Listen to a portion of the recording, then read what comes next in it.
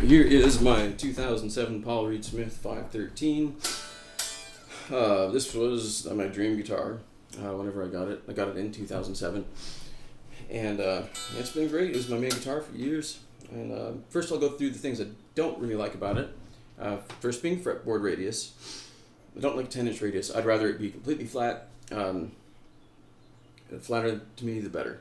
And so if I get the action exactly where I want it, then I can't do a full, or like a step and a half bend or a two-step bend, which I rarely do, but it's nice to be able to do that. And there are other reasons why I don't like the curved fretboard. That I don't like the ratio on the tuning machines. It's way too sensitive.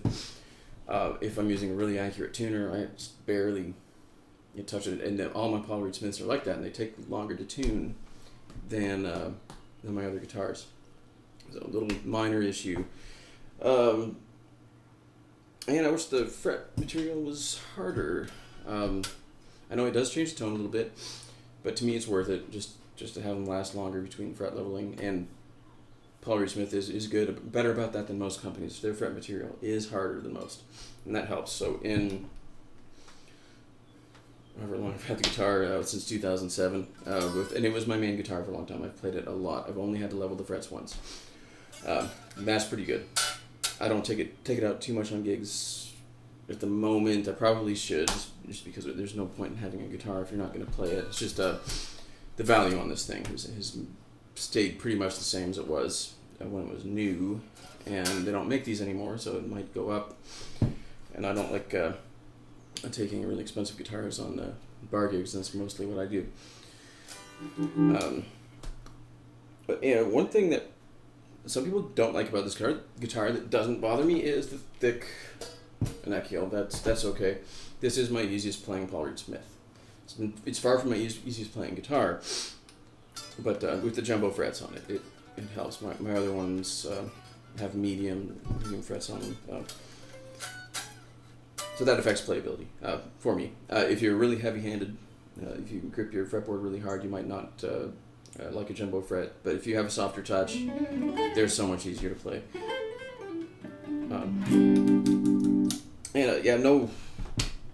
No issue. Well, one issue: the screw for tightening the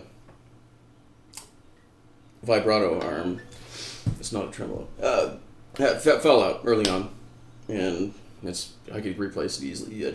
I don't use these all that often, and it's tight enough. I can push it down.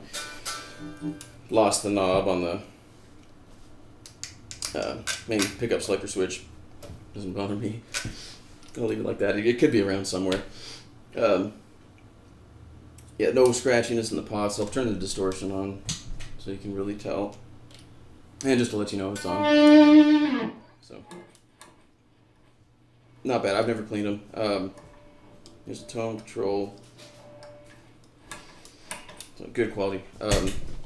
Everything. I mean, the nice metal jack plate. These are great guitars. Even though they aren't the easiest playing for me, typically these are what I perform with, just because I know they're going to work, and I rarely bring a backup, which it's always a good idea to bring one. But I trust these guitars. I've never had an issue with them failing. And this is a pretty complex guitar. I wouldn't want anything to go wrong if something did happen, or it would be probably difficult to repair. My other ones are much more simple.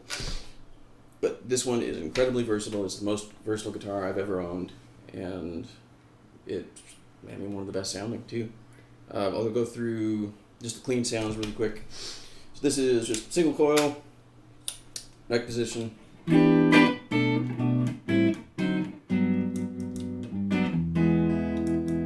Fourth position.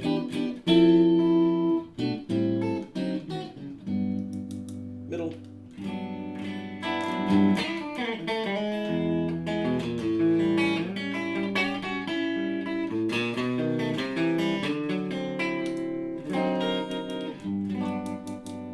Fourth position.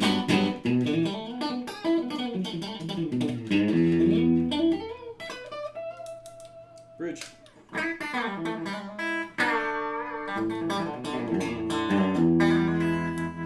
And cleaning with humbucker, a medium output humbucker. This is the neck pickup.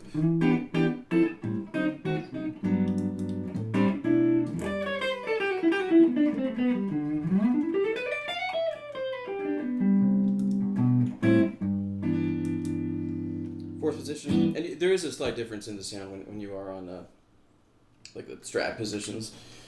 If I go back to the single coil section over here, slightly different. It's more apparent when I'm all the way down here.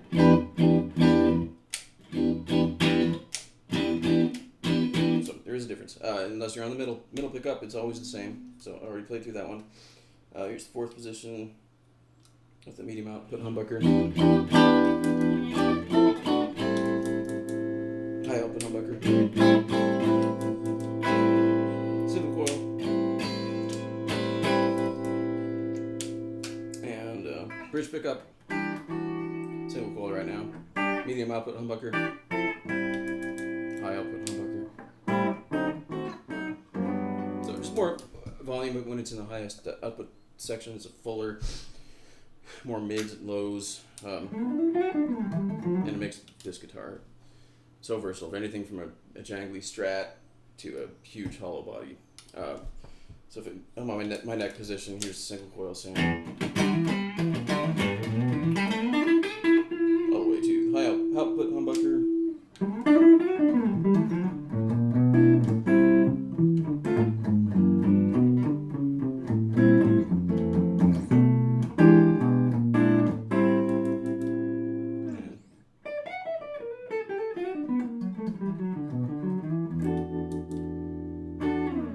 And I'll just go over to the bridge humbucker from now. One of my favorite things about this guitar is the way it cleans up too. So I'll go to the distortion. I'll just run through various settings. Here's the bridge pickup. Full distortion.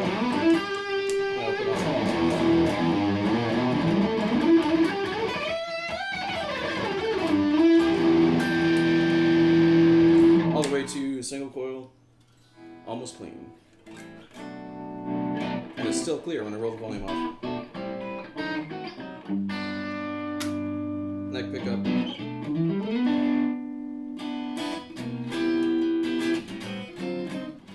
So I can go all the way from this sound to... And I typically like to just use one distortion. I don't like to have a bunch of effects pedals in front of me.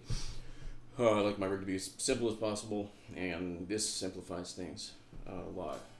Whenever you can just roll your volume down, you have an infinite amount of distortion levels that you can get. And on this one, it is one of my best guitars as far as keeping the clarity when you roll the volume off. Some guitars go a little bit overboard with the treble bleed and get a little too thin, and this one doesn't. It still has some depth whenever I roll the volume down.